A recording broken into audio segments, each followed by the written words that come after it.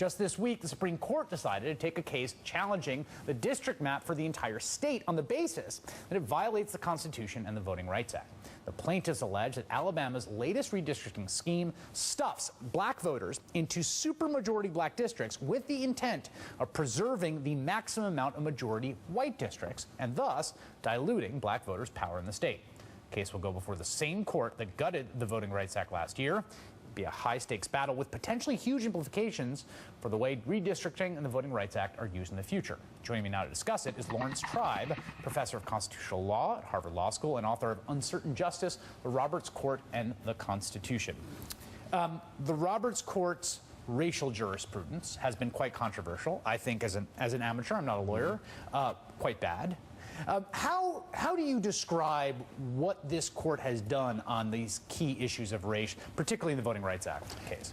Well, it has gutted the most important provision of the Voting Rights Act on the very strange ground that states have a right to be treated equally. It's an odd interpretation of the equality principle, and as some of the dissenting justices made clear, it was made up out of whole cloth.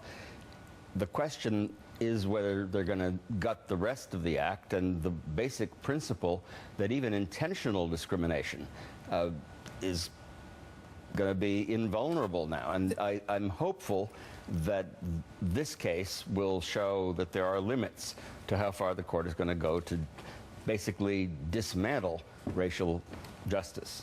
That point you made, I think, is just such an important one. Before we move on to this case, the opinion in the Voting Rights Act case rests on the idea that the Voting Rights Act, as currently, with some states have to be subject to what's called preclearance and others don't, it violates a principle of sort of equality between the states, and that principle is nowhere articulated in the Constitution. Right. Well, that fact alone doesn't end the debate. There are a lot of things like the right of privacy that isn't articulated. Right.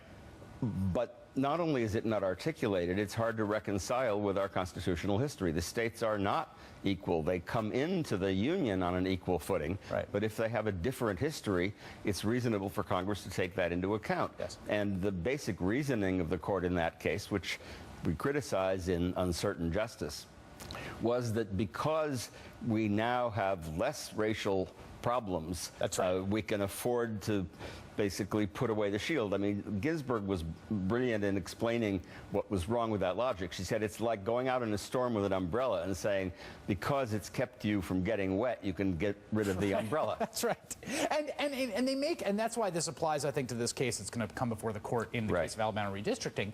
There is basically a factual determination that's found in that Roberts Court opinion that racial discrimination is not really that big a deal anymore. I mean, there's a kind of determination about where we are in the history of racial progress. Right, and there's a very different vision among the justices. They're divided along lots of issues, often not along partisan lines, but this one does look pretty partisan, and that is some members of the court think we have basically gotten to the promised land in terms of ending racial discrimination, and that if we just pretend there's none of it left, it will go away. And Roberts really, by saying that the way to end discrimination is to end discrimination. Is the way to stop people from discriminating on race is to stop discriminating on the basis of race. I mean, it's not exactly a syllogism, it's a tautology. Yes. I mean, he's basically using a definition. The question is, what does it mean to discriminate? It's like Anatole France saying that the majestic equality of French law forbids rich and poor alike to beg in the streets and sleep under the bridges of Paris. Treating everybody the same when they're not the same is a violent form of discrimination. And that is the question that the court will take up in this case. I mean, this seems to me a real uphill battle to win this one. Well, it's an uphill battle, except for a change. There's a powerful record showing that the racial discrimination is intentional. Yes. That it's not simply the result of history and de facto, that it wasn't by accident that all of these racial groups were packed and stuffed, as you put it, into a limited number of districts. And I think it may give the court an opportunity to show that it is not ready to dismantle everything. That is a great point, because intent comes up in a line of cases around some voter ID stuff. Exactly. Where intent is absent. The court says, oh, there's no intent here, it's fine. There does seem to be some pretty good factual basis for intent here. Lawrence Tribe. The book, again, is Uncertain Justice. Great, thanks. Great to be here.